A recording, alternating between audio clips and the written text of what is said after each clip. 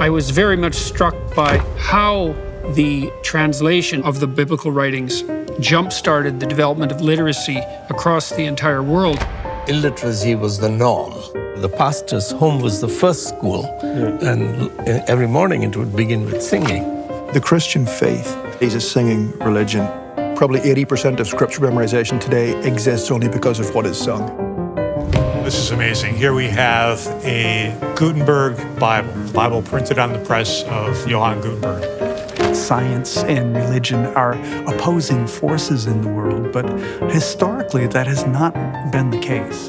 Now the book is available to everyone. From Shakespeare to modern education and medicine and science to civilization itself. It is the most influential book in all of history, and hopefully people can walk away with at least a sense of that. Some of the scientists, the media, the politicians, and the NGOs have quite unreasonably hyped the alleged climate threat. Both climate and energy are complicated, nuanced subjects. They can't be distilled down into sound bites. What we do involves trade-offs, and the politicians will not let the public be informed enough about those trade-offs to make a decision. It really is, in part, a problem of complexity, right? I mean, because you can imagine that there's an attraction to relatively simple hypotheses. And maybe that's a good one. That's Occam's razor in some sense, although you don't want your explanations to be any simpler than they need to be. And so we have, well, it's reasonable to be concerned about the environment. Part of the environment is climate. Part of climate is carbon dioxide. Maybe we should just focus on carbon dioxide, and then we're doing the right thing. And that's where people get led down the garden path, because you don't get to be a planetary savior by jumping up and down and saying carbon dioxide is bad.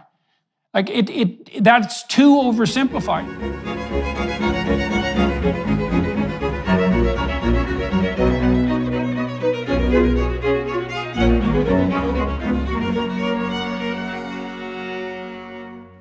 Hello, everyone. I'm continuing my investigation today into the, well, I'd say energy and environment nexus, investigating the apocalyptic nightmare that's our hypothetical future. And I've been talking to a lot of people recently about that. And today I get to talk to Dr.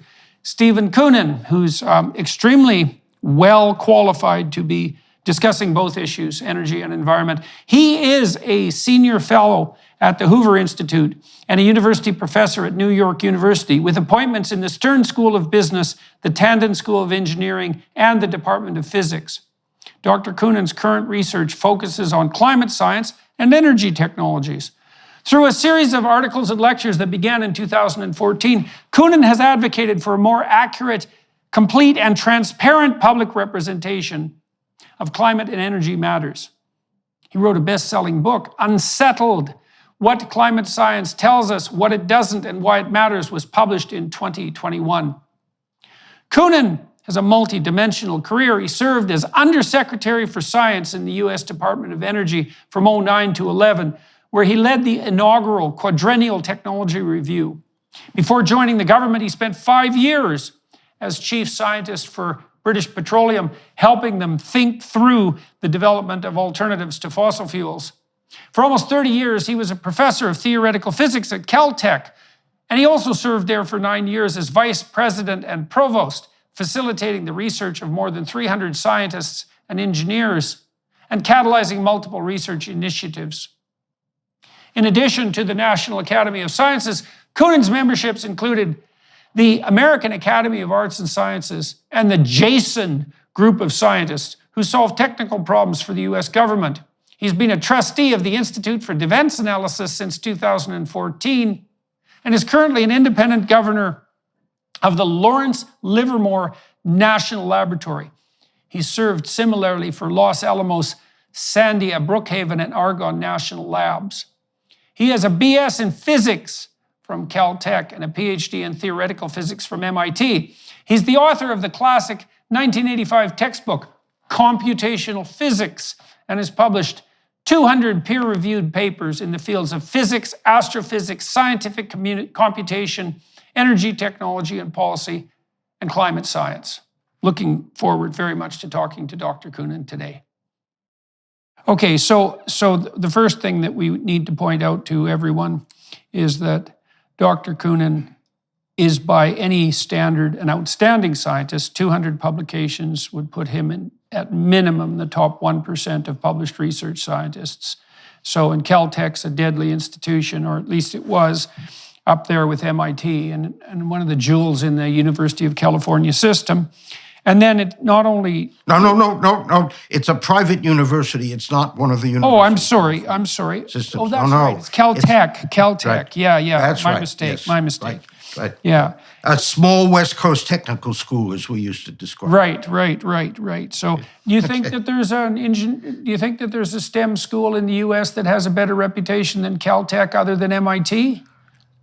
Well, I used to like to say, when I know both institutions very well, I used to like to say Caltech was like the best fifth of MIT.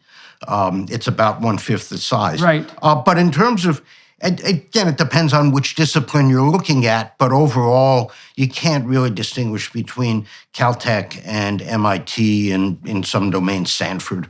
Right. These are all really good schools. Right. And the best of science and engineering, not only the education, but for this discussion, more importantly, the research.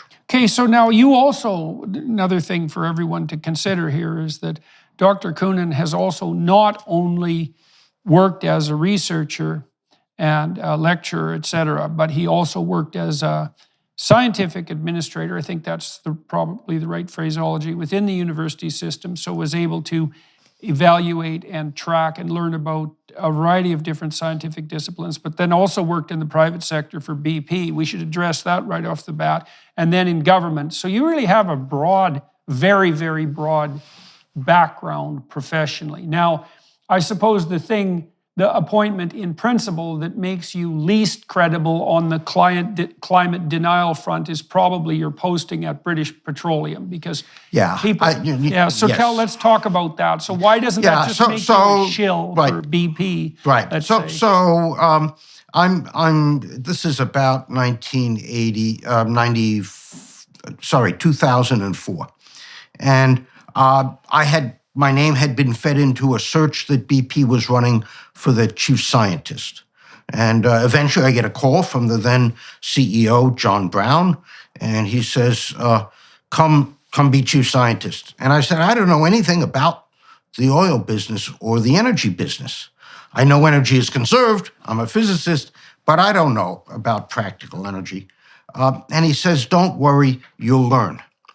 And they brought me in not to help them find oil or gas. They were very good at that. They didn't need me to do that.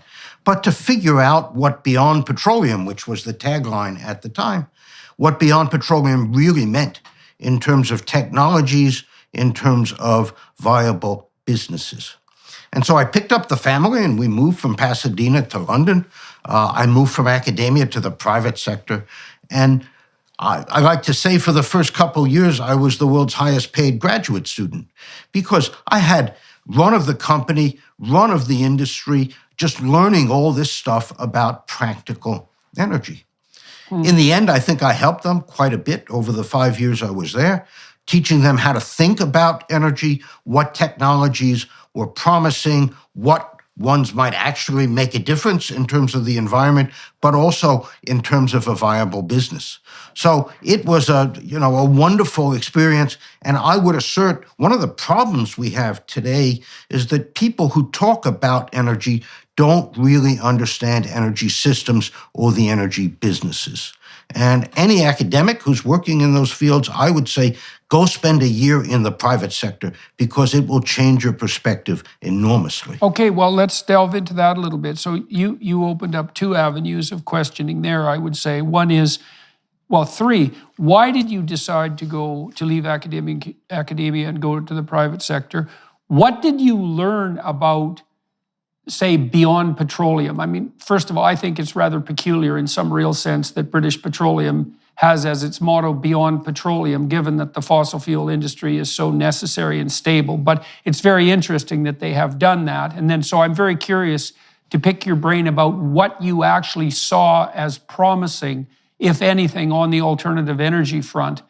So, and then I guess the third question is, what did you learn as a consequence of working in private industry that you really didn't know when you were working in academia? So, Oh, yeah. Okay. Okay. Oh, wow. That's a very broad palette. Let me just talk personally. Why did I decide to leave? Yeah. I had been Provost, which is second in command at Caltech, for 9 years when BP approached me. 9 years is a long time to spend in any job, particularly one that's as demanding as trying to corral 280 faculty together and oversee the research operation. I had always been interested in the private sector, and through discussions with colleagues, I understood that energy and climate were hot topics and well worth investigating. So, something, as usual, I took a leave first to see how it would work out, and was on leave for 2 years while I was getting settled into BP.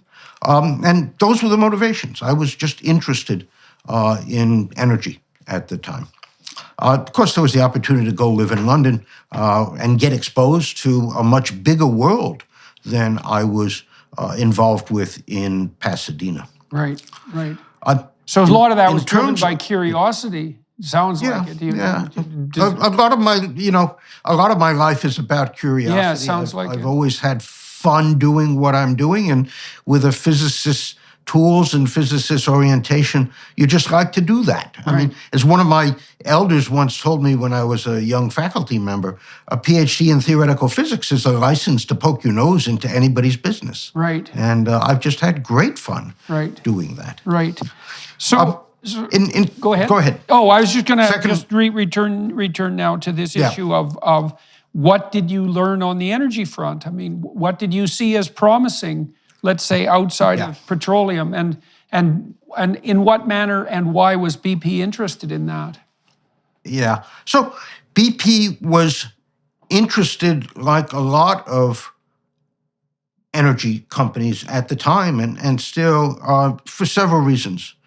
One is, look, the purpose of a private company is to make money, and to do it legally, and to do it predictably. They have to do that in the environment, the regulatory environment, the technology, the economics, these days the stakeholder environment. And so I think the CEO at the time, John Brown, was one of the first leaders in the oil business to recognize we had better take this low-carbon business seriously, if only because that's where the stakeholders and the government were going. I think that nicely segues into, what did I learn about business? We can talk about energy in a minute. But what I learned is, first of all, it is about making money, and it is about reliably delivering a quality product. It is about taking risk, particularly in the oil and gas business. You invest a lot of money up front in the expectation that over 20 or 30 years, the revenues from the oil you produce, the gas you produce, will pay back. So it's a lot of capital up front, big bets, sometimes risky, in a very complicated regulatory environment, particularly for an international company. So, one of the things I came to admire were the people who led these organizations, how they managed to juggle so many different dimensions at once. It's a lot harder than just sitting in your office and scribbling on a piece of paper about equations, right? It's very complicated. Another thing I learned is that energy is about scale. Unless you're really going to introduce a technology that's going to make a material difference, at least at the few percent level nationally or globally, you're not really doing very much. You might be making money, which is fine, but if you want to impact the energy system, it's about scale. And so I'll give you one example just to illustrate that. I was once talking to a famous guy who shall remain nameless, was not an energy expert, but was a policy guy. And he says, I know what the answer is. We take all of the carbon in the used tires and recycle it into fuel.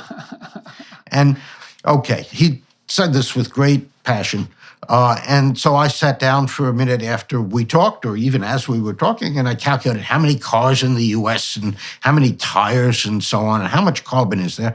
And it turns out it can't make a difference at all, right? It's very tiny. And so people don't understand the scale of Yeah, well, there's nothing more annoying than arithmetic.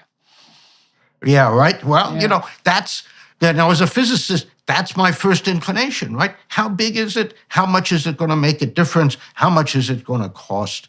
And so on. In the Department of Energy, we used to talk about, you know, new technologies as impacting quads of energy. The U.S. uses about 100 quads of energy a year.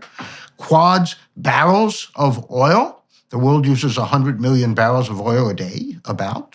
And so what's And then a quad? tons of- What's a quad? A quad is 10 to the 18th joules, roughly. It's actually 10 to the 15th BTUs, but it's just about 10 to the 18th joules, all right? And the U.S. uses about 100 quads of energy a year. The world as a whole uses about 550 or 600 quads a year. So think about that for a second in terms of energy. The U.S. is only 4.5% of the world's population, but we use about 20% of its energy. So not because we're energy pigs or energy gluttons, but in fact, because that energy improves our quality of life enormously. Well, people aren't going to be energy pigs or energy gluttons as a general rule because energy isn't free. And so everyone is motivated to the degree that they can be motivated by reasonable energy pricing to be as effective and efficient as they possibly can be. And I suppose maybe you can produce a small increment in that efficiency by raising the price, but that doesn't strike me as a particularly good solution. So what did you see as promising on the alternative to fossil fuel front? Promising and credible. So, right, and let me answer that question in the present day rather than in the 15 years ago when I was thinking hard about those things for BP. First of all, it's really hard to get rid of chemical fuels for transportation. If you think about a truck or a train, or a plane, you need the energy density that fossil fuels provide. We run our cars on gasoline, or in Europe in diesel, and we want to shift to electric. And I think that shift is slowly underway, though there are many barriers. But when you put the nozzle of the pump in your car, you're wielding about 10 megawatts of power.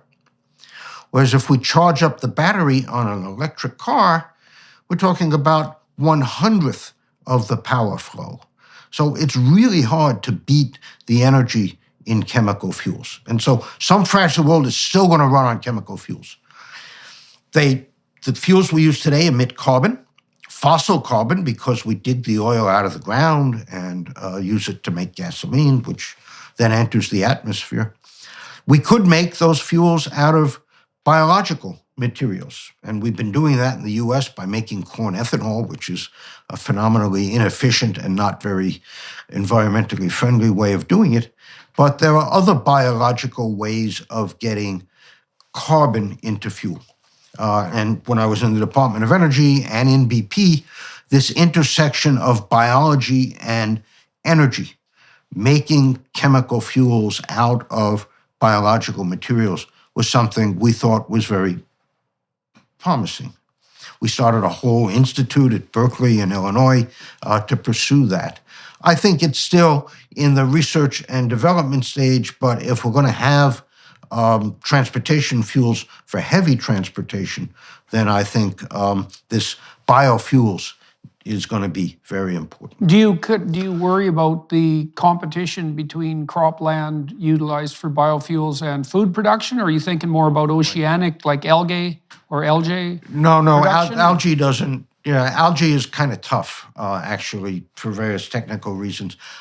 We would grow things, but the idea was to use plants that do not compete for farmland, or to use the waste part of the food, the cellulose, rather than the carbohydrates. And is there anything on that front that's viable, like commercial and at scale at the moment, or? No, we can't do it. It's the cost, which is really the issue.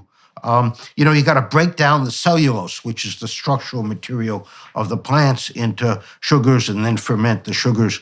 And the cost right now is still 2 to 3 times what gasoline costs. Okay, well, so we could say, and people do say, well, damn the cost, that it's real costly if the planet burns up in 100 years. And so why not just force people to, or require or incentivize people to, pay 3 or 4 times as much for their energy usage now? Well, I think, as we've seen in France and other places, when you try to do that, people get very upset. And in fact, there's tremendous disruption. And in fact, this whole energy transition that we're talking about, if you do it too rapidly, it's tremendously disruptive, because energy touches every part of our lives. And so you got to go slow.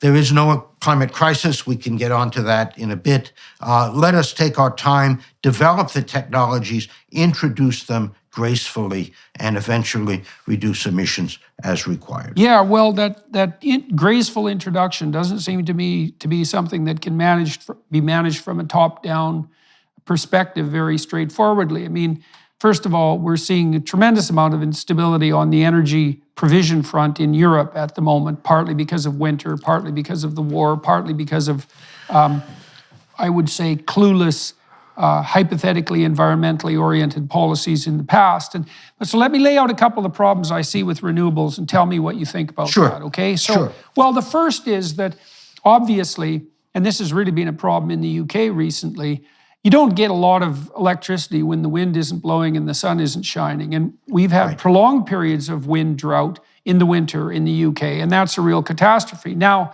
people object... Do you know the German word Dunkelflaute? Yes. Have you heard that word before? Yes, okay. So, which for other people who haven't heard it, it means when the wind doesn't blow and the sun doesn't shine, so you get no electricity from wind or solar. The German translation is something like a dark stillness. Right. Well, and so we hear a lot of noise about the cost, benefit, and effectiveness of renewables, but the cost of renewable energy on the wind and solar front is generally estimated at the cost when the wind is blowing and the sun is shining, not when it's dark and there's no wind at all, because the price actually moves towards the infinite at that point. Now, the problem technically, as far as I can tell, apart from whatever environmental damage wind and solar might be producing in and of themselves, like the death of birds and bats, for example, the big problem seems to me to be twofold. One is that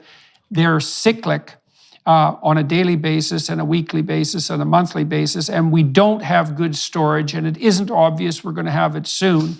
And storage itself, everything that needs to be mined and so forth to make batteries, has a non-negligible environmental cost. So it doesn't have to be storage. So let me back up for a second. Okay. So we're on the electrical grid now, and we would like our grid to have 3 qualities. First of all, it should be reliable. The reliability standard in North America is like 1 day out of a decade that the bulk power system should go down. Mm-hmm. The second is we would like it to be affordable. Yep. If electricity prices get too high, it's a terrible disruption. And the third thing is we'd like it to be clean, both in a local pollution sense, but also in a CO2 emission sense. So reliable, affordable, and clean. I like to think about the old joke during the Cold War, smart, honest, and communist, choose 2 out of 3. All right, so reliable, affordable, clean. We have a reliable and affordable system based on coal and natural gas. You can be reliable and clean if you do nuclear energy or you do carbon capture and storage with gas or coal. Or you can be affordable and clean with wind and solar, but you can't have all three. The most expensive part of a useful grid is the reliability. Right. It's not the wind and solar. And because you can have up to a month's worth of Dunkelflaute, where the wind and solar are not producing at all, the backup system, whatever it is, needs to be at least as capable as the wind and solar system, which means the cost is going to be at least double because wind and solar are the cheapest. Right. All right? So, and people have done detailed studies using real weather data and cost for wind and solar and nuclear or batteries and so on. And it turns out that we're going to at least double, if not triple, the cost of electricity if we go to a renewable heavy grid. And I don't think that's a very good thing at all. Well, wind and solar can be a supplement to an existing grid, but they can never be the backbone. Whether you're selling footballs or fine art, Shopify simplifies selling online and in person so that you can focus on growing your business. Shopify covers every sales channel, from an in-person POS system to an all-in-one e-commerce platform. It even helps you sell across social media marketplaces like TikTok, Facebook, and Instagram. You don't need to be a designer to know how to code. Shopify's industry-leading tools give you complete control over your business and your brand. 24/7 support and an extensive business course library are available to support you every step of the way. Shopify is the commerce platform revolutionizing millions of businesses worldwide. If you're ready to get serious about selling, try Shopify today. Sign up for a $1 per month trial period at shopify.com/JBP, all lowercase. Go to shopify.com/JBP to take your business to the next level today. That's shopify.com/JBP. Okay, so let's delve into that a little bit more, because I just want to highlight for everyone exactly what's being said here. So because you need a continuous supply of power, and that's particularly true in the winter or perhaps when it's extremely hot, you need a continuous supply of power. And you also need a continuous supply of power that's capable of being reliable during peak usage hours. So because wind and solar cannot do that, and we don't have the storage, to use wind and solar, we have to have two parallel power systems. And so I can't see how anybody can think that's a good idea. Now, that's especially the case if you produce two parallel power systems, you make energy much more expensive, but also you introduce unpredictabilities into the fossil fuel or coal or nuclear end of the equation, because it isn't obvious to the people who are investing in those technologies exactly how much attention is going to be paid to their needs. And so you complicate the economic infrastructure upon which the provision of reliable fossil fuel and nuclear has already been predicated. And You're going to have to also jigger the economic incentives, because that backup system is going to sit idle a good fraction of the time. But you're still paying the capital expense. Somebody took out a loan to build that gas plant with CCS. And how are you going to compensate them when they're only being used 10% of the time or less? Okay, so I think you could make a radical case that switching to renewables under such a situation, if the renewables are wind and solar, is just ill-advised, period, because of the problem of having to double the energy infrastructure. System. Okay. And so there's another problem, and that is the critical materials problem. You mentioned cobalt, I think, a little bit a while ago. The renewable technologies for their magnets, for other components, the wiring, use a tremendous amount more of exotic materials. Rare earths, cobalt, nickel, copper, not so exotic, but very important. Yeah. And the world does not have the capacity to produce those materials at the scale and cost that's required. Okay, so now let's talk about cost. So from what I'm able to understand, and this is fairly basic, is that because energy sits at the base of everything we do, because there's no difference in some real sense between energy and work, and there's no difference between work and even minimal human flourishing, shelter, opportunity for your kids, provision of inexpensive and plentiful food, the fundamental basics. Yep. Every Right. time we make energy more expensive, what we do is we tilt hundreds of millions of people who are just starting to struggle their way out of absolute poverty right back into desperate scrabbling around in the dirt, fundamentally. And then you might say, well, that's absolutely necessary because of limits to growth. The planet just can't tolerate the multitude of people striving for economic security that are currently engaged in that struggle. And so tough luck to those people. But the thing that really bothers me about that, apart from the fact that it's cruel beyond belief, is that I don't see any evidence at all that tipping hundreds of millions of people back into absolute poverty is going to do anything but make the planet a hell of a lot worse. I mean, the situation in Germany is quite illustrative of that now, because we've got a perfect storm in Germany, as far as I can tell. We've got dependence on a dictator, Putin, or on petro-dictators, because Germany, for example, has just made a big deal with Qatar because Canada sent them away empty-handed. And then energy costs are extremely expensive in Germany, and so lots of industrial enterprises are leaving, going to places like China and the US. And then also the entire power structure is now incredibly unreliable, and it's more polluting by a large margin than it was 15 years ago. Yeah, all true. Okay, yeah, so all that's true, which is not incredible for incredible for a country that is founded on rationality and sensible engineering, and invented many of the technologies that are used in a modern fossil fuel-based energy system. Nuclear fission was discovered in Germany, right? This is crazy. I think, Mrs. Merkel is at the heart of a lot of those decisions. She is a trained scientist. She's a physical chemist.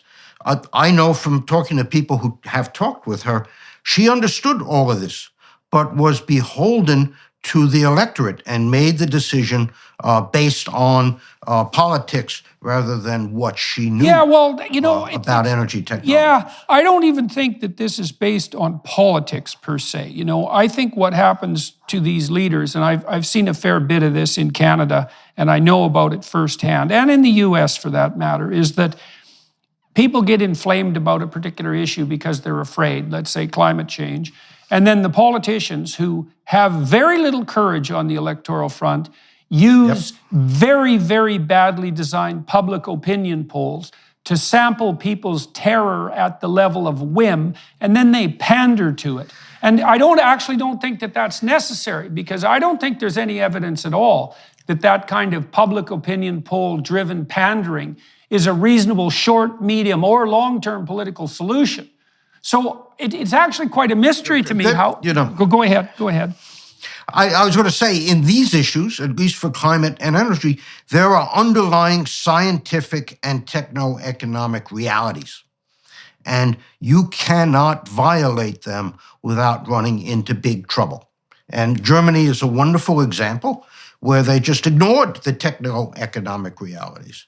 The same is true of the climate story, where some combination of some of the scientists, the media, the politicians, and the NGOs have quite unreasonably hyped the alleged climate threat. Both climate and energy are complicated, nuanced subjects. They can't be distilled down into sound bites. What we do involves trade-offs, and the politicians will not let the public be informed enough about those trade-offs to make a decision. Yeah, well, some of that's a problem. It really is, in part, a problem of complexity, right? I mean, because you can imagine that there's an attraction to relatively simple hypotheses. And maybe that's a good one. That's Occam's razor in some sense, although you don't want your explanations to be any simpler than they need to be. And so we have, well, it's reasonable to be concerned about the environment. Part of the environment is climate. Part of climate is carbon dioxide. Maybe we should just focus on carbon dioxide, and then we're doing the right thing. And that's where people get led down the garden path, because you don't get to be a planetary savior by jumping up and down and saying carbon dioxide is bad. Like that's too oversimplified, and the politicians capitalize on that. Right. So let me give you one simpler response to that, which I found to be pretty effective. And I would credit Alex Epstein for the general thought, right? And whom I know you've spoken with. There are 1.5 billion of us in the developed world, U.S., Canada, EU, Japan, and so on. And we enjoy abundant energy.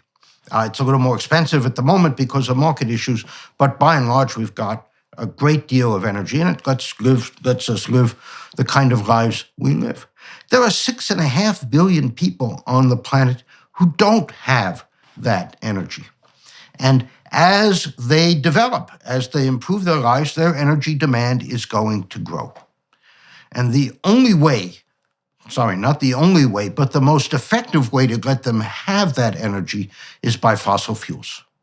Electricity, gas, coal, transportation, oil.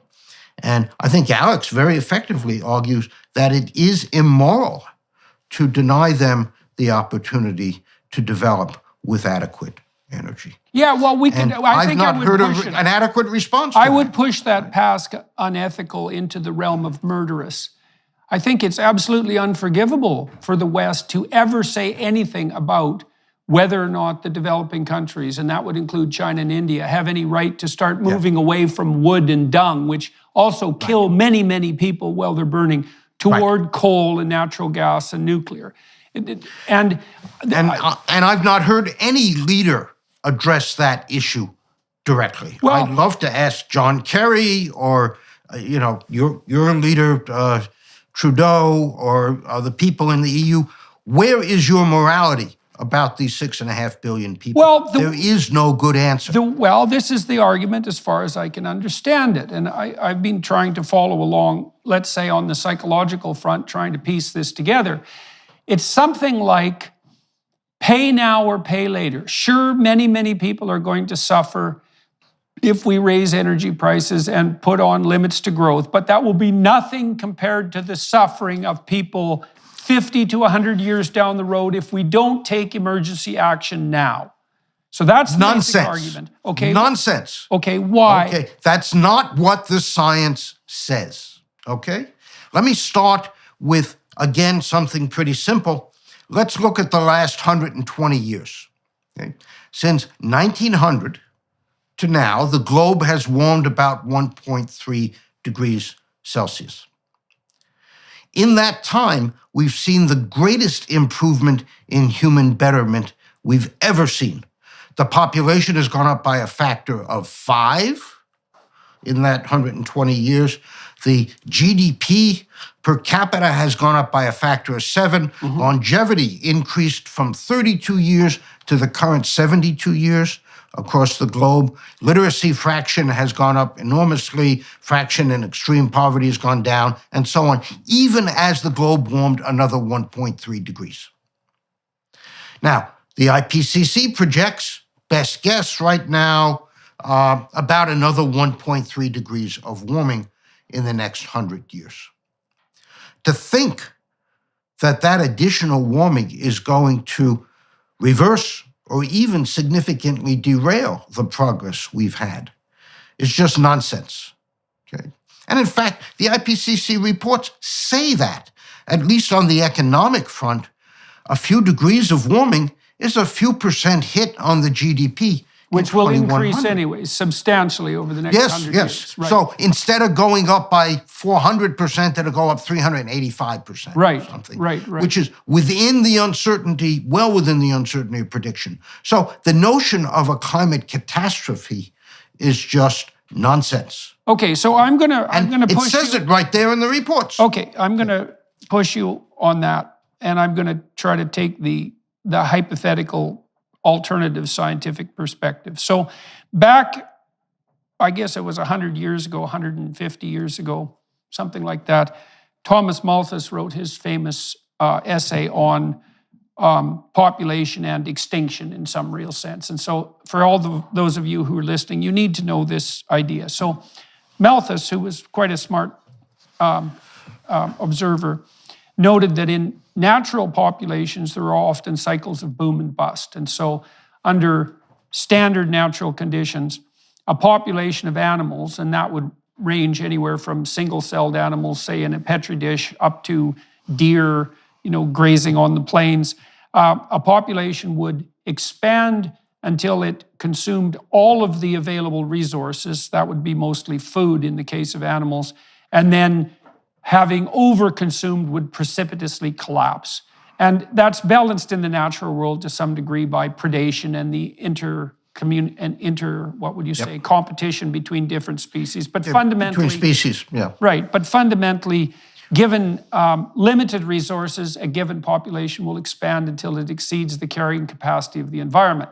Now, Malthusian biologists assumed that model was relevant to human beings by assuming that we were subject to the same constraints. And so you really saw this kicking into high gear in the 1960s, where people like Paul Ehrlich, who has plenty of sins on his conscience, let's say, made the case in the mid-60s, along with the Club of Rome, that by the year 2000, we'd have so many bloody mouths to feed on the planet that commodity prices would shoot through the roof and everyone would starve. I remember reading, as you probably did, The Limits to Growth, right? The Forrester book, right? Right, and the time... Of course, we know now, yes. Well, and the time frame prediction was the year 2000. Now, one of the things we should point out, that if you're putting forward a scientific hypothesis that's testable and falsifiable, it's incumbent upon you to specify the appropriate time frame. You don't get to say the human race is heading for an uncontrollable Malthusian catastrophe sometime in the next 10,000 years. It's like you can just go away with those ideas. If you can't specify the damn time frame, then you should shut the hell up. Verifiable, testable hypotheses are the essence of science. Right. So, absolutely. So people like Ehrlich, who predicted, for example, that commodity prices were going to spike through the roof by the year 2000 and everyone was going to starve, are wrong. And the reason they're wrong, at least in part, is because the Malthusian predictions, they don't apply to people. And I think the reason they don't apply in some fundamental sense is because we're capable of the death of our ideas instead of the death of our bodies, right? So we can adapt. Adaptability is maybe the defining characteristic of humans, all right? We are wonderfully adaptive. People live, from Hudson Bay down to the equator, and we do just fine. And I think, at least to judge by past experience, you have to have faith that we as a species will figure it out. Because we've always done that in the past. Yeah, we've done it under more trying conditions than we have now, I might say. Absolutely. Too. And there's a lot of brain power available in the world now, too. And that's one of the massive benefits of having a larger population. I mean, there's more smart people alive now, especially smart and educated people, than there has been at any point in the past. And we've got to let them do their thing, all right? And that's got to do with governance and regulation and so on. But absolutely, there's tremendous human capacity right now. Okay, now the IPCC, why don't you explain exactly what that is and also tell everyone, because all the climate doomsters hypothetically predicate their propositions on the IPCC reports, they're regarded as gold standard. People like Bjorn Lomborg also accept the IPCC prognostications, but have pointed out, like Epstein and you have pointed out too, that, well, it's one thing to read the IPCC report, and then it's another to read the summary, and then the summary of the summary, which is mostly what people read. And it starts to become non-scientific and political or theological as it gets condensed. So what do you think the IPCC reports actually say, apart from the fact that we're looking at about a 1.3 degree increase in average temperature in the next 100 years? Yeah. So we have seen in the past an increase in the Earth's temperature. The IPCC will say that's consistent with it all being driven by human influences, but they allow for the possibility that there's natural variation in there. So that's just on the temperature. What they say about extreme weather events is that apart from things directly associated with the temperature, like record high temperatures or heat waves, you don't see much trends globally. There's, drought, hard to see a trend. Hurricanes or tropical cyclones, hard to see any trend at all over a century. Maybe there's a little thing we can talk about afterward. Sea level rise, proceeding at the rate of 1 foot a century globally, different locally. We can talk about that a little bit if you want. Mid-latitude severe storms and so on. Not much going on at all. It's hard to find trends. Doesn't mean that the trends aren't there, but they've just not emerged from the data. Okay, so I want to... The IPCC... Oh, sorry, go ahead. I was going to talk a little bit about the IPCC. Yes, please do. So this is an exercise carried out by the UN roughly every 6 or 7 years. They convene 1,000 scientists from countries around the globe who are supposed to survey, assess the scientific understanding of human-induced climate change. That's really important because they focus on, what might be attributable to humans as opposed to natural climate change, which is an important part of the story. And so they split up into various working groups, write very detailed 1,000, 2,000-page long reports that actually, in my opinion, do a pretty good job of assessing the science. Those reports are then packaged, if you like, or summarized into summaries for policymakers, where the scientists don't have as much of a hand in writing those summaries. The governments intervene quite a bit. And when you compare the summaries, which is what serious people would read if they're not climate scientists, to what's actually in the reports, there's lots of disconnect. And I can give you some examples at some point. And then, of course, you get the media, where you have journalists who don't know very much at all about the science. They're on a climate beat in the newspaper, and so they have to provide climate stories that catch the attention. And then you've got the politicians who grab onto all of this. And so at the end of this long game of telephone, what comes through is very little reflective of what the actual science says. All right, so now you hear very frequently that 97% of scientists agree that, global warming exists or climate change exists. But my understanding of that is the following, and so correct me if I'm wrong. So 97% of scientists agree that there is credible evidence that some proportion of the current trend towards warming is attributable to human activity, and more specifically to carbon dioxide. So it'd be some fraction of the 1.3 degrees that have... Yeah, right. So whether it's a half or whether it's whole, I think people would disagree on. Right. And there's some disagreement about exactly the range of hypothetical temperature increase over the last 100 years or the next 100. Okay, so that's the 97%. Right.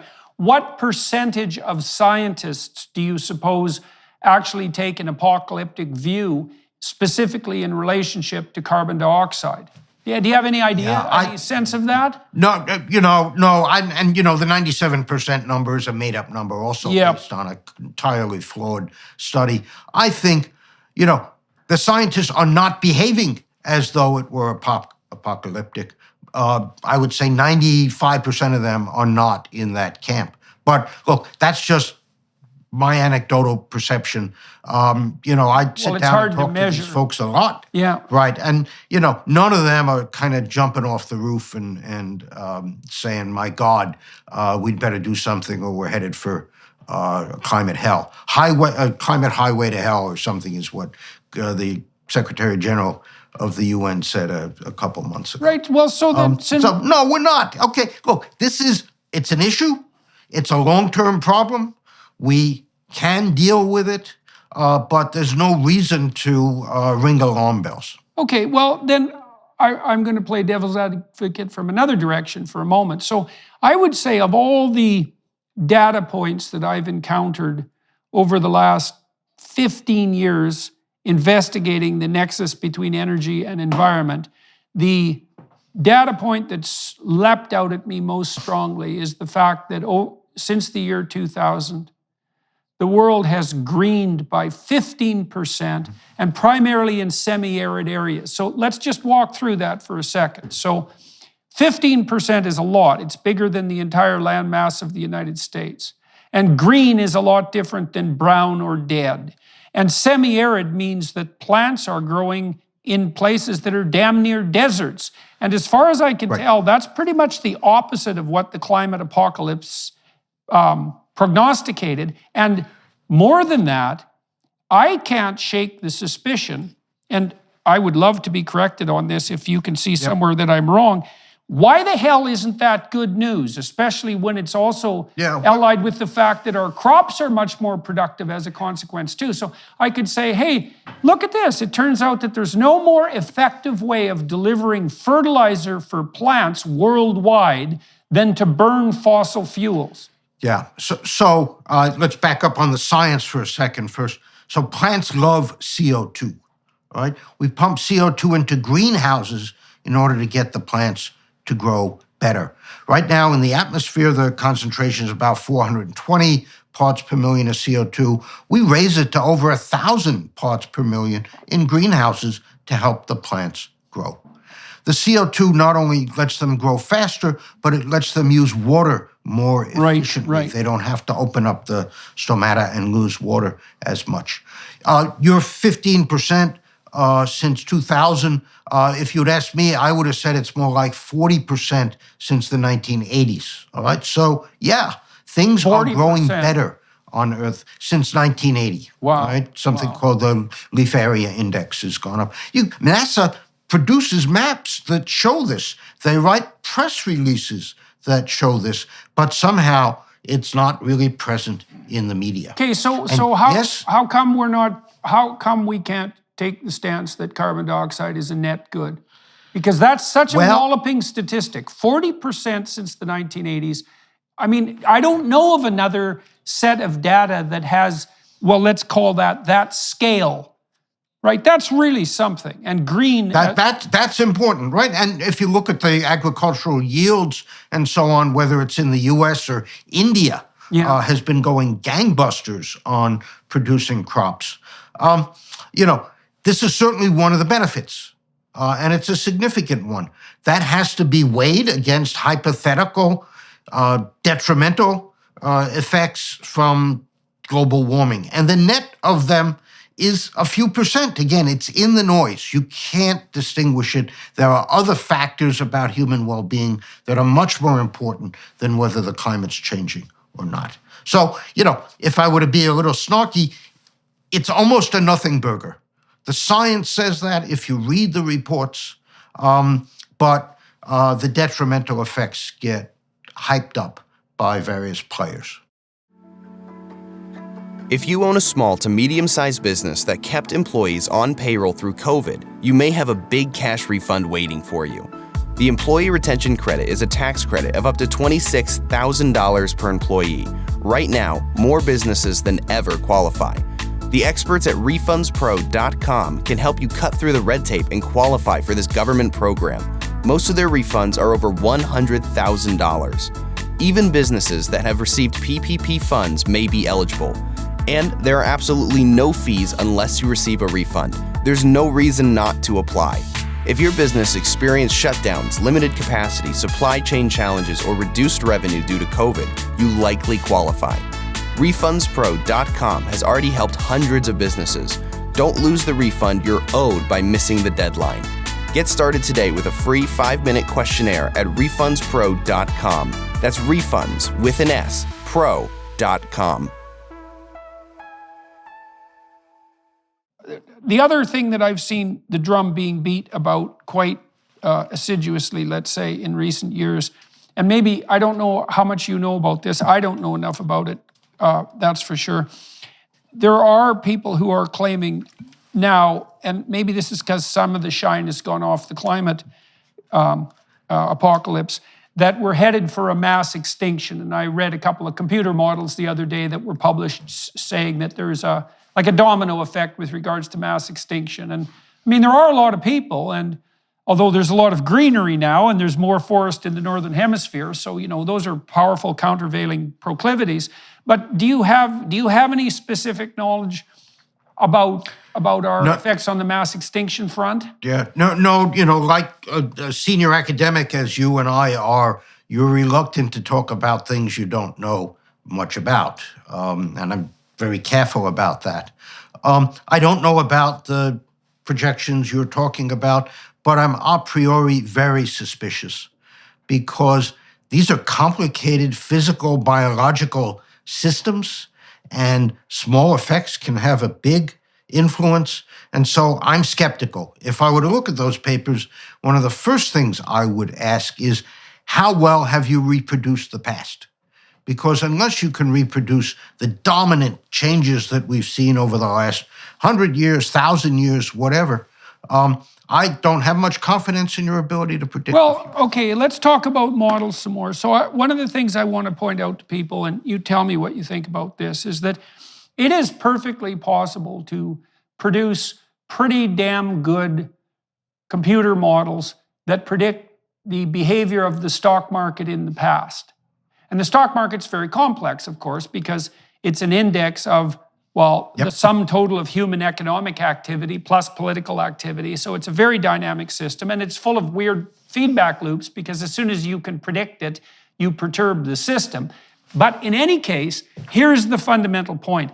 It doesn't appear to me at all that the stock market is more complex than the climate.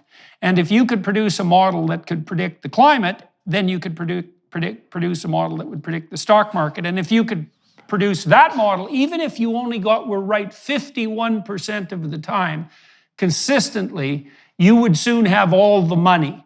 And I don't see anybody who's developing these very complex models who has all the money. So I don't think that they can make models that can model the behavior of systems that complex. And so let's talk about models a bit. So let's talk about models a little bit. Let me back up again and talk about some of the basics. The most used models for the climate system are what are called general circulation models. They cut the atmosphere and the ocean up into cubes, about 100 kilometers on a side, 60 miles on a side, and going up 20 layers in the atmosphere and then 20 layers down in the ocean. And we have a difference to the stock market is we have some underlying physical laws. The laws of conservation of energy, mass, momentum, and so on, that govern how the air, the radiation, both sunlight and heat radiation, water vapor, flow through these boxes. Newton understood those, or Euler, back in the 19th century or even earlier. And we can build such models and use computers. So you wind up with I've ordered 10 million boxes covering the Earth, going up and down in the ocean, the atmosphere. And then you follow the flow of stuff through these boxes every 10 minutes, 10-minute time steps. And you do that for a century or so, and you got some description of what you think is the climate. But there are lots of problems with that. One is that 60 miles on a side is not sufficient to describe the difference in climate between New York and Washington, D.C., or New York and Toronto, for example. So that's one. And so the second is a lot of phenomena happen on much smaller sizes. Think about thunderheads, for example. Okay, they happen on a few mile scale. So you have to make up some assumption about what's going on inside each of these boxes. And different people make different assumptions.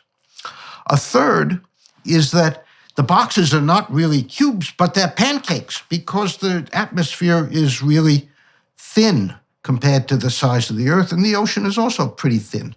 And so you have to make up assumptions about how things move vertically that are not directly tied to the fundamental physical laws. So all of those, make a lot of trouble. And that's why the world has 50 different such models. And to get predictions, they average all of them together.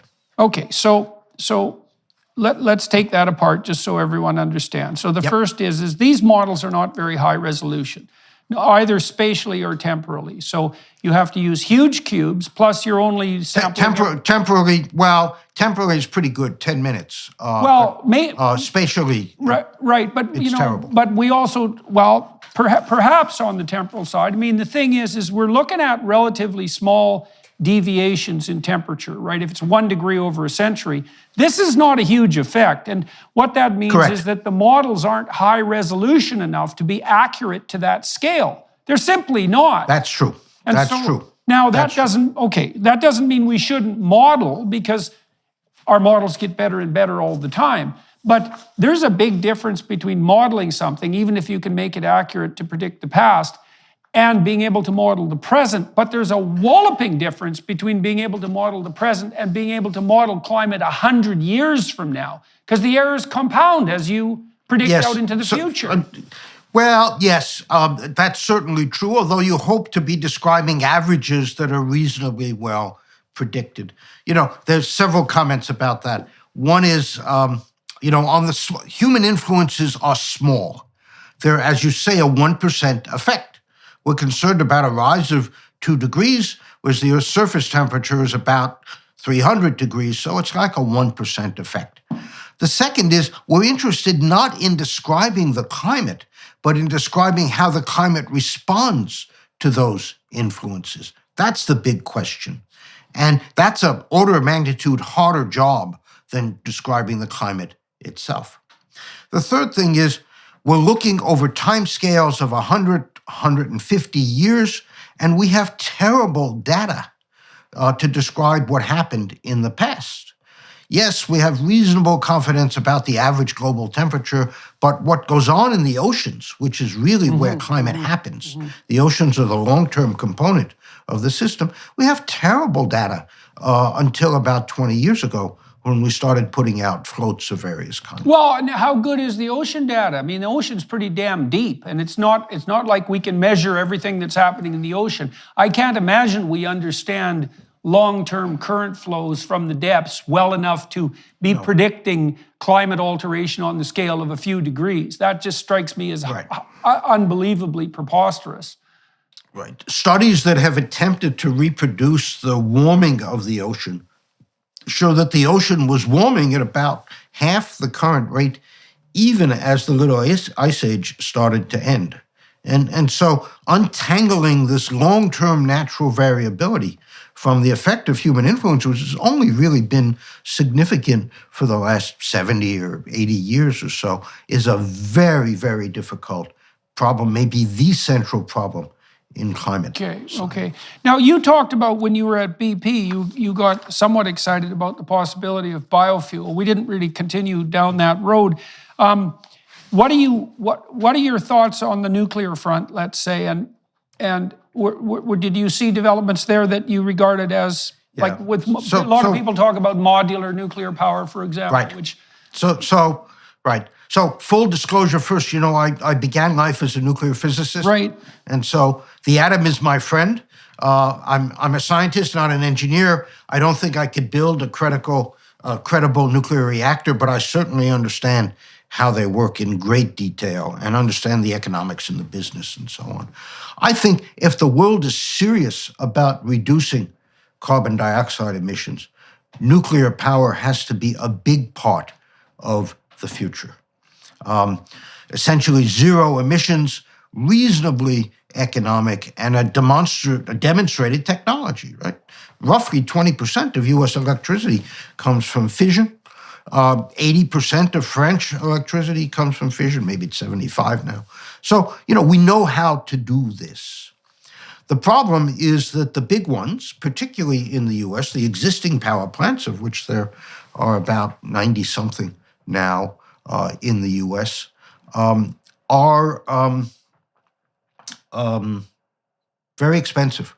You have to put down a lot of money at the beginning, $10, $20 billion, and then you don't start to pay it off until 30 years hence when you sell the electricity that you've been making.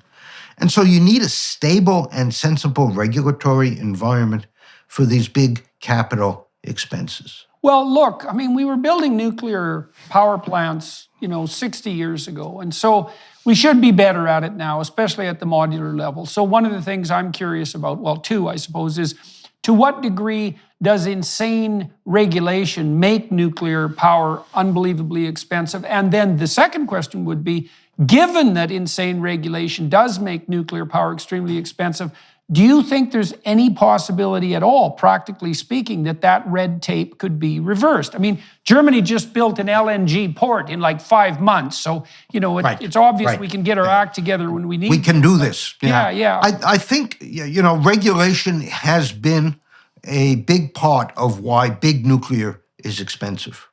I'm all for making sure these things are safe. We have to do that. That's the primary consideration, and the industry believes that as well. The problem is that in the US, we have built every reactor custom built. They're all different, right? Even if the names are more or less the same, in detail they're different. The hope is with small modular reactors is to focus the regulation so that you can get one design approved and then you can make 100 of them. Right. And ship them around the country. You build them in a factory and you put them on a flatbed rail car and bring them to the site. It would also ease the economics because you pay for the first one and then you use the cash flow from it to finance the second one and the third one and so on at a site. Yeah, well, I'd read that Rolls-Royce is doing that. They've got a proposal. So Rolls-Royce is doing that, right? So in the U.S., there are two companies, I remember the name of one of them, called NewScale, and I think they hope to have the first one in the ground within the next 5 or 6 years. You got to come down the learning curve. Right now, the costs are more expensive than big nuclear per kilowatt hour produced. But as they come down the learning curve and build more of these and so on, the costs should come down. They'll still be more expensive than gas, for example, to make electricity, but at least you won't have the CO2 issues. The waste issue, which people talk about also with respect to nuclear, is a technically solved problem. Okay, how? How is it solved? Monitored retrievable storage. You put it underground, you monitor it, the waste decays, the heat from the waste decays. After 100 years, it's almost all gone, and then you can pull it back out if you needed the energy in it. We only burn about 5% of the uranium in the waste. That's there in the waste. And so it's soluble. So, okay, I started looking into the sorts of things we're talking about 10 years ago and maybe 15 years ago. Okay, so one of the things that really shocked me, well, there were two things. The first was that when I started looking into the energy and environment nexus in detail, I got more optimistic rather than less. And I thought, oh my God, things are a lot better than I thought they were. People are getting richer at a stunning rate. It looks like there's a positive relationship between population growth and wealth.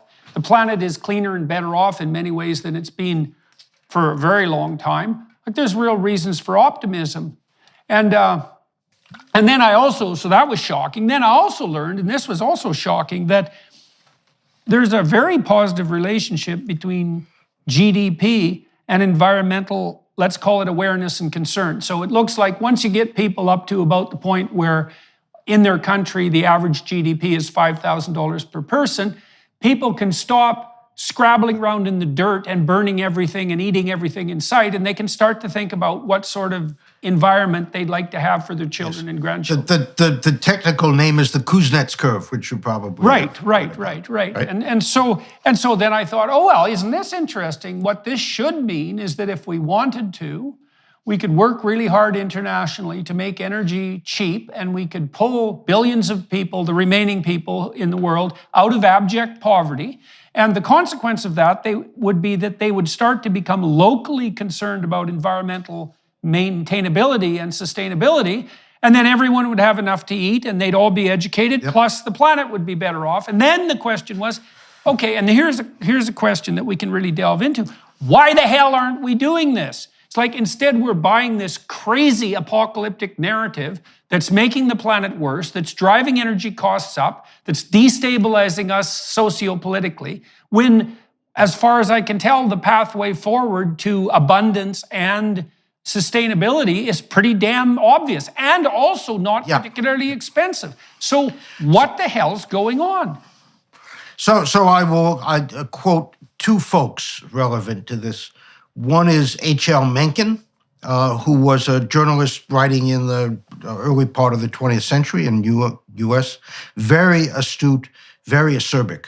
And he's got a line in one of his books, which I'll try to reproduce. The purpose of practical politics is to keep the electorate alarmed by a series of mostly imaginary hobgoblins so that they can be clamoring to be led to safety. And you see the politicians grabbing on to these issues, whether it's the climate, whether it's immigration. They do it on both sides, right? All sides. The missile gap in the 60s.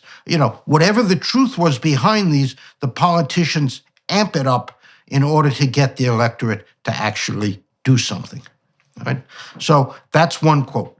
The second is, there was this guy named Anthony Downs, who was an economist working in the 60s through the 90s or 2000s. He was first at UCLA and then at Brookings, so he was quite on the left. He had a number of insights to his credit, but one of them was what he calls the issue attention cycle. Namely, some issue, whether it's pesticides or climate, bubbles among the experts for a while. Nobody pays much attention to it. It suddenly bursts into the public consciousness, and everybody gets both alarmed but also enthusiastic about the ease with which they're going to solve it. Then everybody discovers, boy, this is going to be really hard to solve. And eventually the issue fades with time or morphs into something else. Yeah. And I think we are at kind of that third phase now with the climate where everybody is realizing just how hard, and I would say almost impossible, it's going to be to reduce emissions. Certainly net zero by the end of the century looks like it's just not going to happen. So I think that's what's going on. Okay, well, I'm going to add some psychological layering to that. You can tell me what you think of this. Well, so first of all, people are tilted towards attention paid to negative events. And so, for example, people are much more hurt by a loss of $5 than they are made happy by a gain of $5. So we're quite loss sensitive. Now, I think the reason we're loss sensitive is that, well, you can only be so happy, but you can be 100% dead. And so being more sensitive to threat in terms of magnitude of response per unit of reinforcement makes sense given that we're finite and vulnerable. And then we also have the problem that any given threat, almost any given threat, could in principle be personally and socially apocalyptic. So, for example, it could be the case that the aches and pains that you're experiencing today are the ground zero for an epidemic that'll kill 1/3 of the United States, right? I mean, it's very unlikely, but it happened with the Black Death. And I mean, the possibility of an apocalyptic outcome is always non-zero. And in fact, in personal life, it's always 100%, because the worst thing that could possibly happen to you will for sure happen to you. And so I think, eventually happen. Well, right. And so I think one of our problems is that because we're sensitive to negative information, and because there's always a potential apocalypse bubbling away in the background, it's very hard for us to distinguish collectively between threats that are valid apocalyptically and those that aren't. And then we tend to err on the side of panic, let's say. And that wasn't such a bad thing when our responses weren't as large as the potential problems. Because now what happens is that if we stampede in one direction, we're so powerful that the bloody stampede can be much worse than the problem. We'll be back in one moment. First, we wanted to give you a sneak peek at Jordan's new series, Exodus. So the Hebrews created history as we know it. You don't get away with anything. And so you might think you can bend the fabric of reality and that you can treat people instrumentally and that you can bow to the tyrant and violate your conscience without cost. You will pay the piper. It's going to call you out of that slavery into freedom, even if that pulls you into the desert.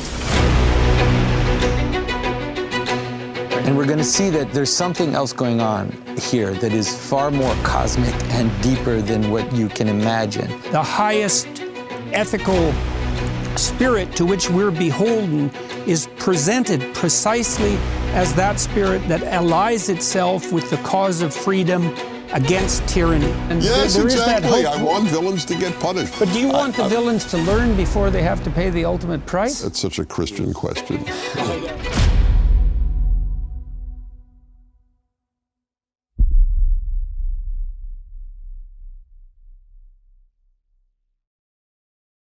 You know, Bill Nordhaus won a Nobel Prize in economics in 2018, I think. For one of the things he won it for was the realization that there's an optimal way in which to decarbonize. If you do it too rapidly, it's too disruptive, and you deploy immature technology. You do it too slowly, carbon dioxide builds up and promotes a greater risk. So I think people need this kind of multi-decade, if not century perspective on making these changes, but also going back in time, the realization that we have managed much worse threats and crises. And as Bjorn Lomborg says, we should cool it a bit, relax, think it through, and do it in a deliberate manner. Well, we're also not that good, particularly now, at adopting, say, a few centuries long time frame. And it's not surprising because we don't live that long. But I mean, if you look at medieval Europe, there was the capacity for sustained imagination. So a lot of the great cathedrals, which were amazing engineering projects for their time, were construed over multiple centuries. People who started them knew they wouldn't finish them. So there was that sense of long-term continuity. But maybe one of the byproducts of a very efficient and hyper-productive capitalist society is that we tend to have a shorter time frame for expectation of results. You know, and there's obviously benefits to that, right? Because why the hell not fix the problem in the next quarter if you can? But there's going to be some issues that require a time scale of centuries. I mean, I think the Biden administration... go ahead, please. No, we have, been seduced perhaps by the digital revolution where the technologies change every couple years, right? I mean, if you go back a decade or two, we were using 8-track tapes and so on, and now, of course, it's all MP3s or MP4s or whatever. Energy is very different. The systems need to work as a system. The facilities last decades, and we demand high reliability. So energy changes on multi-decade timescales. It doesn't change every year or two. And people have come to expect that things can change rapidly when in fact there are good physical and economic reasons why energy cannot change. Right. Well, so that's a complex cognitive problem too, right? To be able to distinguish between those problems that are amenable to rapid solution and those problems that aren't, that's not a trivial cognitive exercise. It's not obvious a priori, especially if you don't have specialized knowledge. Right, or if you don't have experience. I mean, not to knock the younger generation. I have 3 kids myself, and, they're all wonderful people. But if you're a 22-year-old just having graduated from undergraduate education, you don't have the perspective. I certainly didn't. And getting this perspective through life experience, through reading more and understanding more about the world, gives you a different view of these things. Some people say that, you and I will not be around to see the worst consequences of climate change. But we have seen the world navigate far more difficult problems. Yes. And to do it successfully, not without pain and turmoil, but we will persist as a species. Well, yes, and I mean, I would say that things have turned out quite a lot better than I presumed they would when I was young. I mean, and how old are you, Dr. Koonin? I'm 71. Okay, so you're 11 years older than me. So, both of us grew up in the Cold War era, and I would say our apocalypse was probably nuclear. And it seems to me that we had more reason to assume that the nuclear threat was a genuine apocalyptic nightmare than the climate apocalypse have now, given what happened in the Cuban Missile Crisis, and then again in the 1980s. We were damn close a couple of times, and we might be on the threshold now with regards to this war with Russia, so who the hell knows? Right. But it was certainly the case that among people in my generation, there were a substantial number of young people who were seriously affected enough psychologically by the ever-present threat of nuclear war, let's say, to be very demoralized and disenchanted about the future. To think, well, why the hell bother? Because the probability we're going to end up in a nuclear winter is so high that it's just pointless to do anything. And then there was the usual murmurings in the background about overpopulation and so forth, and coming scarcity and all of that. And then really what's happened since then is that pretty much everything globally has got way better than anybody could have possibly imagined, right? There's absolutely. Yeah, and in very surprising ways. So not only is the planet greener, but it's much better fed, and obesity is a way bigger problem than starvation, and starvation almost never occurs except for political reasons. And I mean, we're distribution issues. Yeah, exactly. Right. And so, all things. And literacy has gone up, communications, mobility, health, longevity. I mean, as I said, over 120 years, the world has improved like it has never improved before.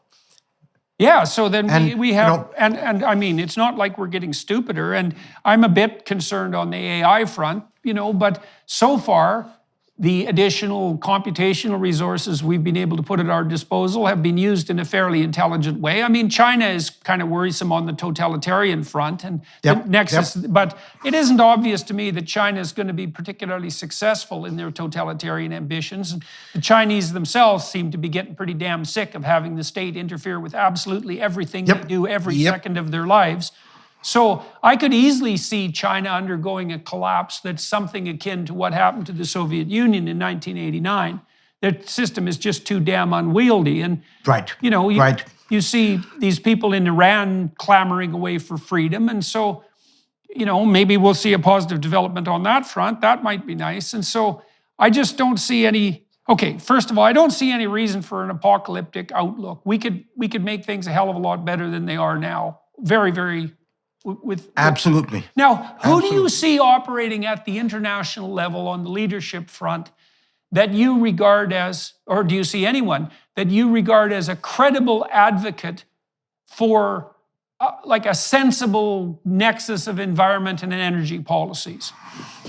It's very tough to find that, because if you speak out against the prevailing catastrophe narrative, you get shouted down and you get no traction at all. But what I do think is that, again, there are techno-economic realities that will eventually cause the system to do the right thing. Mm-hmm. I talk in private to leaders of energy companies, to politicians, finance folks, and I think if you and I were having that conversation with them in private, there wouldn't be too much disagreement. But many of these leaders feel captive or beholden, not to shareholders, but to stakeholders. And they dare not say anything that is off the narrative. A lot of that's just straight outright cowardice in my estimation. I've lost... I mean, you wrote this book, Unsettled, and people went after you, but look at you. You're alive. You seem to be thriving. Your book was quite successful. I mean, how did you escape the apocalyptic consequences of cancel culture? Like, how did you manage that?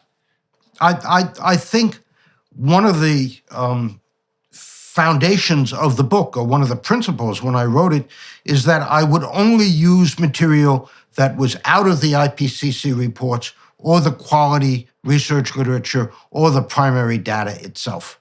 In other words, I wasn't making anything up. It's all traceable back to those gold standard sources.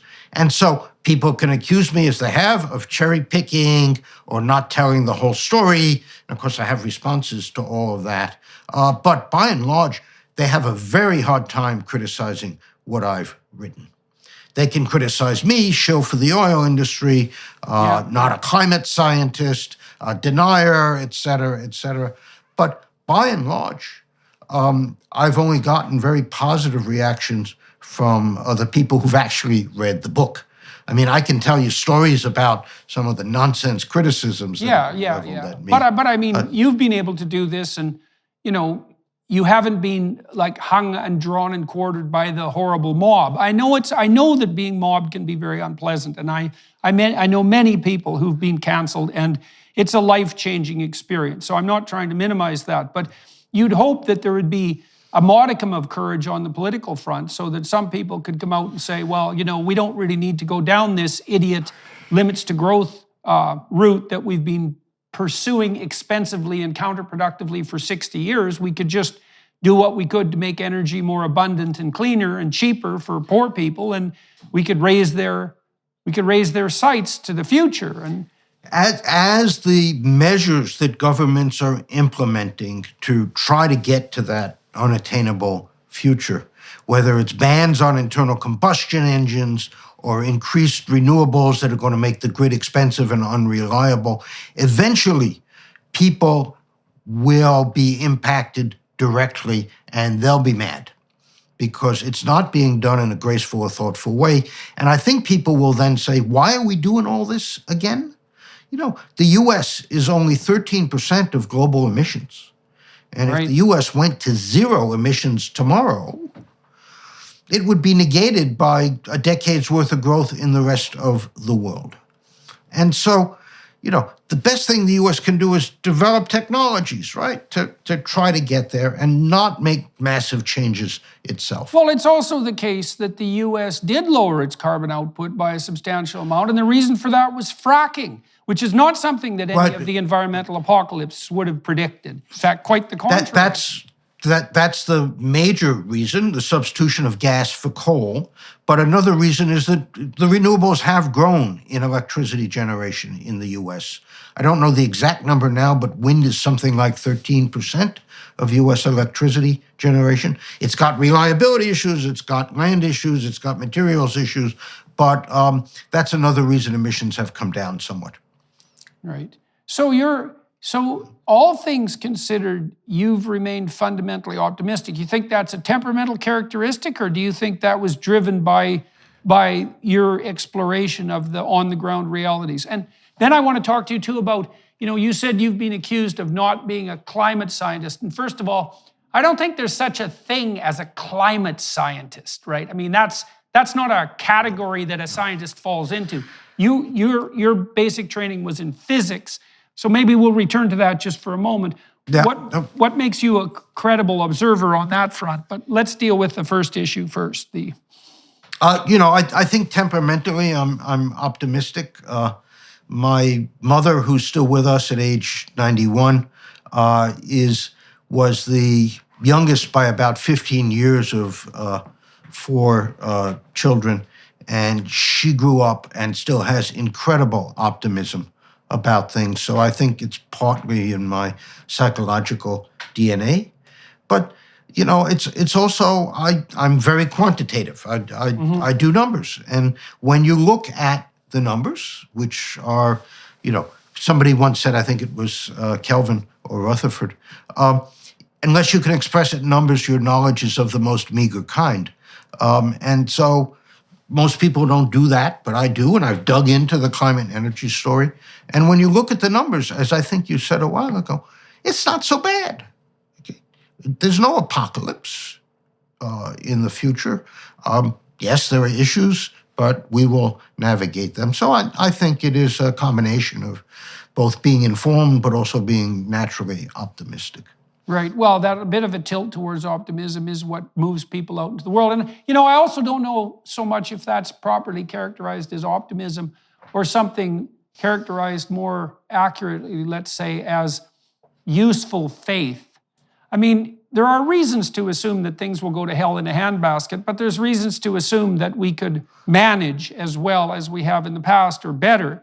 And I think that one of the attributes that tilts us towards managing well in the future is the willingness to have some faith in our ability to adapt and to do the right thing. And when we're constantly presenting young people with the picture of human beings as destructive environmental and cultural forces, we squash that natural faith, which is, well, yeah, there's problems because being alive is a problem, but we have a host of potential solutions at hand, and we're not we're not without resources in the face of our challenges, and the resources are multiplying. This is the second immoral dimension of what the current scene looks like. Not only are we trying to deny 6.5 billion people adequate, reliable, affordable energy, but we are, particularly in the West, depressing the younger generation in a most unreasonable way. They don't want to have children. They think the world is going to go to hell in the next 10 years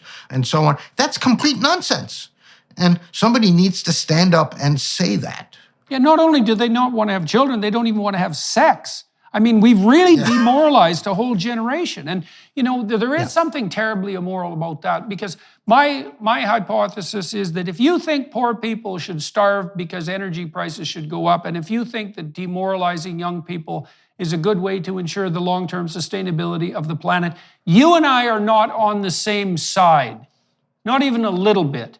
Like, I think it's absolutely reprehensible that we're casting people back into poverty, both in the West, because we're doing that to poor people who are marginal now, but more importantly in the developing world. And this continued demoralization is absolutely inexcusable.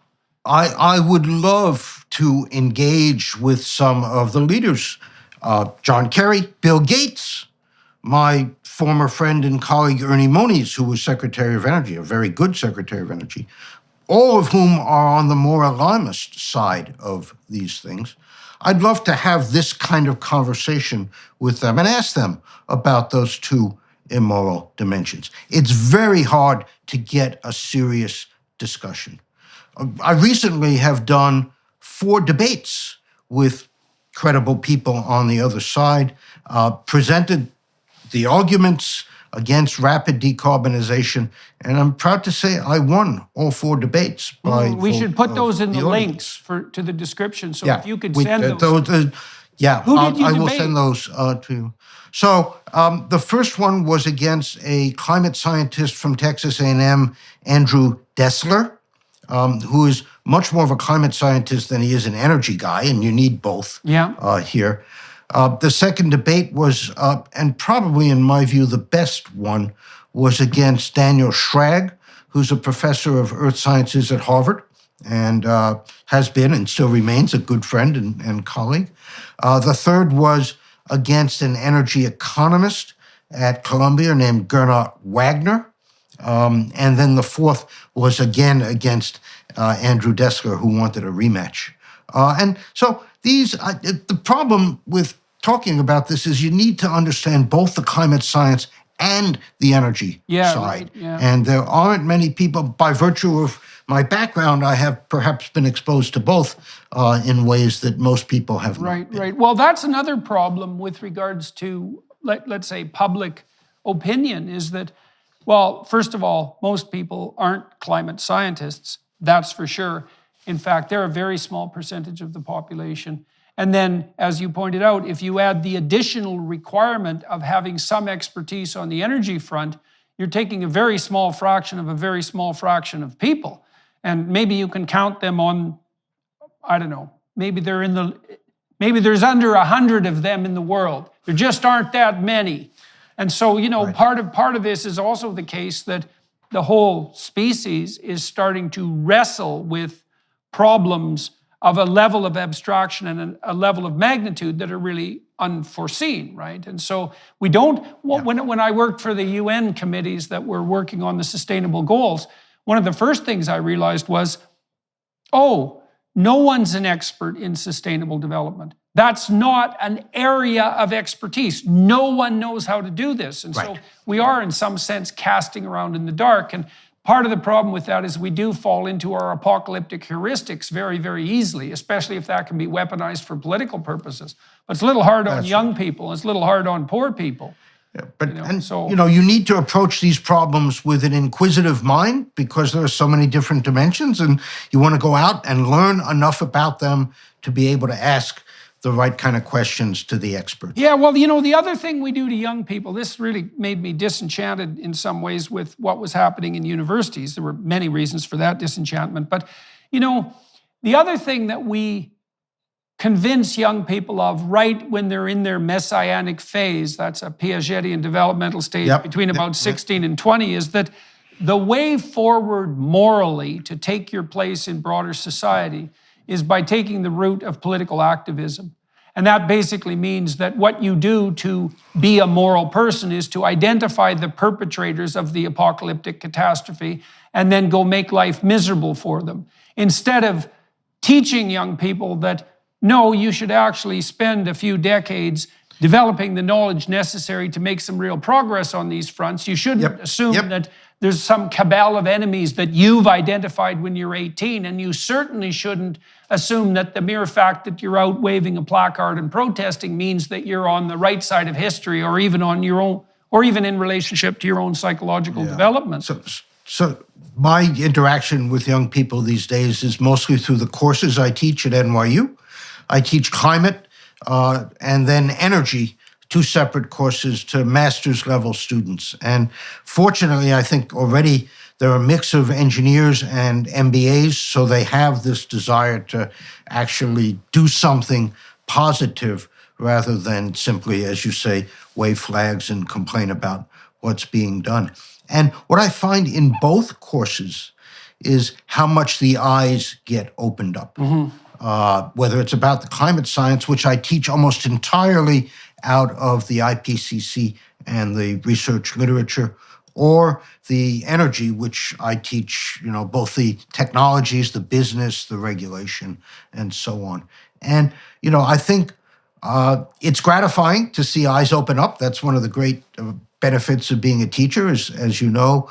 But also it shows to me that people can spend a little bit of time to learn some of these basics and then be critically questioning, inquisitive about these very complicated but important subjects. Right. Well, and it's also very heartening to know that you could do that at NYU and that that's working.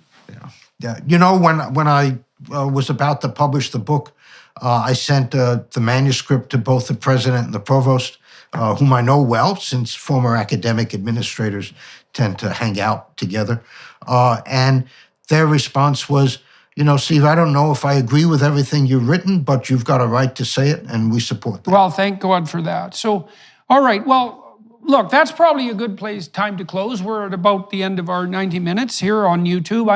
I'm going to talk to Dr. Koonin a bit more on the Daily Wire Plus platform. As many of you who are watching and listening know, I like to take my guests and do some investigation into their particular biography, because I think it's useful for people to hear about how people's successful destiny makes itself manifest in their lives. And it also helps please me on the clinical front, because I like finding out about people's lives. And so we're going to switch over to the Daily Wire Plus platform to do that for about half an hour. Thank you very much for agreeing to talk to me today and for bringing what you know to the attention of all the people who will be watching this and listening across the podcast platforms and on YouTube. And it's quite positive to be speaking with so many people who are knowledgeable now about the climate apocalypse, and who have drawn the conclusion that this is something that we can handle, and that we could handle in a very good way if we were even remotely careful. And hopefully that will be, as you pointed out, maybe the tide is starting to turn on this, and we're going to start to understand that we can think in terms of centuries and that we can actually manage this. Hello, everyone. I would encourage you to continue listening to my conversation with my guest on dailywireplus.com.